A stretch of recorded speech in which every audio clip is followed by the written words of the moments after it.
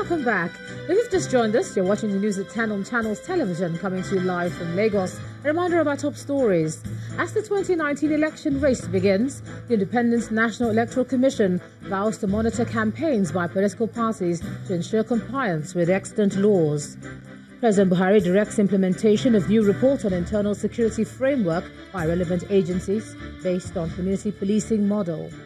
Police say principal suspect in the Offa bank robbery, which claimed over 30 lives, is dead.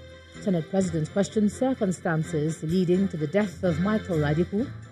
And court in Abu Dhabi sentences British PhD student to life in prison after pronouncing him guilty of spying in the United Arab Emirates.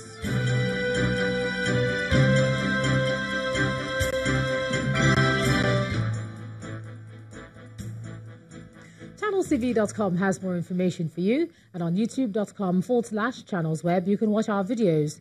You can also watch us on your mobile device via your browser or download the Channels TV app for Android and iOS devices from their respective stores. Besides giving you access to news updates on the go, the Channels TV and Channels 24 app has an eyewitness feature that you can use to share pictures, videos or news of happenings around you. Just install the app, then tap and swipe to reveal the menu, and then follow the instructions. With every campaign season comes a lot of money to be raised for its activities. Now, one major issue the Independent National Electoral Commission is monitoring is how funds are raised and spent by political parties. Although Sections 92 and 93 of the Electoral Act spell out guidelines on financial behavior for electioneering, are these laws being obeyed?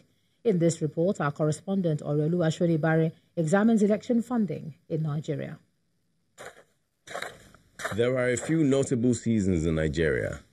There's the dry season, the rainy season, and then there is a campaign season. Although this comes around once every 4 years, the conversation that surrounds it is an everyday one, and it is packed with a lot of planned activities.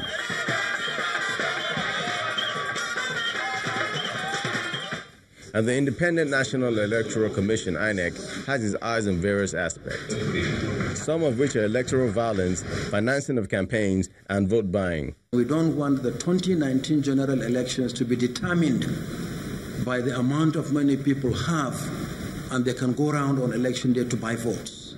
So how much is allowed by law for political parties to throw around? Here is the picture of what the Electoral Act says about the financial expenses allotted to offices under consideration by candidates. The highest office in the land is pegged at 1 billion naira. Governorship seats, 200 million naira. Senate and House of Representative seats, 40 million and 20 million naira respectively. There are also state assembly elections, which is capped at 10 million naira, chairmanship election into an area council, 10 million naira, and councillorship into an area council, 1 million naira. As there is a lot of money involved in electioneering, there has to be a process to curb any form of illegalities, as stated in Section 93 of the Electoral Act.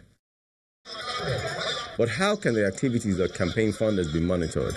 How can the financial watchers ensure the money donated for electoral causes are not for laundry purposes? How can they know who is falling short of the law?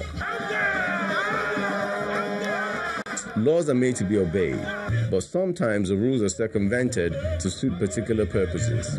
So it appears there's a lot of work for those intending to contain a system already badly riddled with corruption. Oluwashoni Bare, Channels Television News. Now let's get a legal perspective on all this. I'm now being joined on the News at 10 by a legal practitioner, Mr. Wahab Shitu. Thanks a lot for joining us on the News at 10. Well, thank you for inviting me. Monetary election spending. Realistically, how can that be done? Because even up to now, can you even monitor pre-election spending, just the preliminaries that we've seen so far? Well, the reality on ground is that it appears very difficult to monitor election spending. But there are legal framework in place designed to monitor the process. There are the specific provisions of the Constitution, Section 225, up to 228. Precluding political parties from holding, taking advantage of funding abroad. You can, a political party under Section 225 cannot by virtue of Section 225 of the Constitution, take advantage of funding from abroad, funds remitted from abroad, or hold funds within that comes from abroad. So specifically, we have constitutional provisions replicated even in the Electoral Act. Yeah, I was going to mention that. Looking at Section 93, of that Electoral Act, a political party shall not accept or keep in its possession any anonymous monetary or contribution, no gift or property from any source whatsoever. How do you monitor that? Well, these provisions are meant to be obeyed. When laws are made, they are meant to be obeyed. But the tragedy of our circumstances is that these laws are honored more in breach than in observance. And that is worrisome. Because under a democracy, we are supposed to have the will of the people freely reflected in the voting process.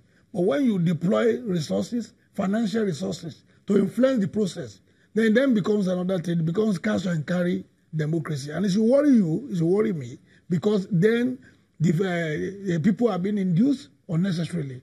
And it is because specific provisions that are provided in the Constitution and the Electoral Act are not being obeyed. And that is what INEC has now vowed to do. And they can do that effectively by collaborating with the various anti-graft agencies whose duty it is to curb corruption in the society, including in the electoral process.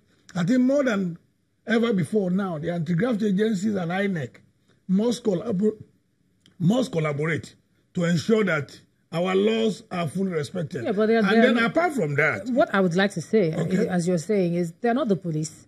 Neither are they, a security agency. When you say they should collaborate and monitor, with them, do they have the logistics to do so? Looking at the different polling stations that will be in the 36 states of the Federation, how exactly are they planning to get it done? I think we should create the logistics. Realistically, like you have pointed out, we have logistic and personal, problems in ensuring that the system is monitored. But in view of what is happening right now, we have heavy monetization of the electoral process, which is worrisome. The anti-graft agencies must collaborate with INEC in ensuring that the provisions of our laws are fully respected. We have these laws, we have specific constitutional provisions, we have specific provisions in the Electoral Act. And it should worry you, it should worry everybody, that as part of these laws, our laws are observed more in breach than in observance. And as law officers, this should be of concern to us, because democracy is supposed to be influenced by the element of free choice. But you find out that the entire atmosphere is heavily monetized. And then more worrisome is even the issue of pre-election spending, the preliminaries, which is not regulated. You understand me? And that's why you see that you see free reign of dollars all over the place to influence the electoral process. And this must stop. And how do we stop it? We can stop it through sensitization, through political education. Again, we also must solicit the assistance of the anti-graft agencies to collaborate with INEC in ensuring that our electoral process is not heavily monetized. What we have now is cash and carry democracy. And that's not the true essence of democracy. All right, let's now leave it. Legal practitioner, Mr. Wahab Shittu, thanks for joining us on the News at 10 tonight. Thank you for inviting me. Let's cross over to Abuja now. Here's Ibrahim Adra. Ibrahim. Now, the Akwa Ibom State House of Assembly in Uyo, the state capital, has been sealed off by the police. Lawmakers and staff of the assembly have been denied access into the complex, which has been cordoned off by armed police personnel. Police authorities are, however, yet to react to this development. On Monday, November the 19th, crisis erupted at the Legislative Chamber when the Speaker, Onofiok Luke, declared vacant the seats of 5 lawmakers who had defected from PDP to the APC. Meanwhile, the Senate has asked its Committee on Police Affairs to investigate the sealing of the Akwa Ibom State House of Assembly by the police.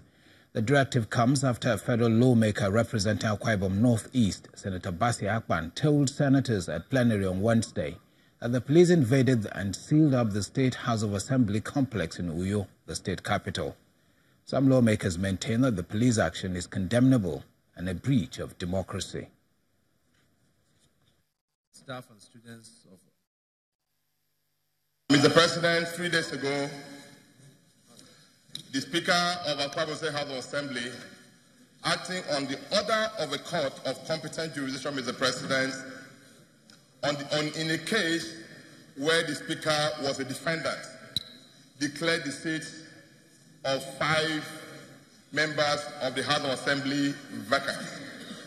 Mr. President, let me place it on record that these 5 members of the House of Assembly went to court to compel the Speaker not to declare their seat vacant upon their defection to a political party. Mr. President, it is on the basis of the judgment of the court that the Speaker declared the seat vacant. And Mr. President, the next thing we heard, I was told, and I have seen in both print and social media, is that 3 out of these 5 members of the House of Assembly went in, presided over by one of the members, and to say they have impeached the Speaker of the House of Assembly. Mr. President, just this morning, the Akwa Ibom State House of Assembly has been sealed off by over 1,500 policemen. And Mr. President, I believe that a threat to democracy in Akwa Ibom is a threat to democracy in Nigeria. And when the news at 10 returns, Nigeria's October headline inflation beats forecast, drops marginally to 11.26% from 11.28% in September. That's on Business News. Do join us again.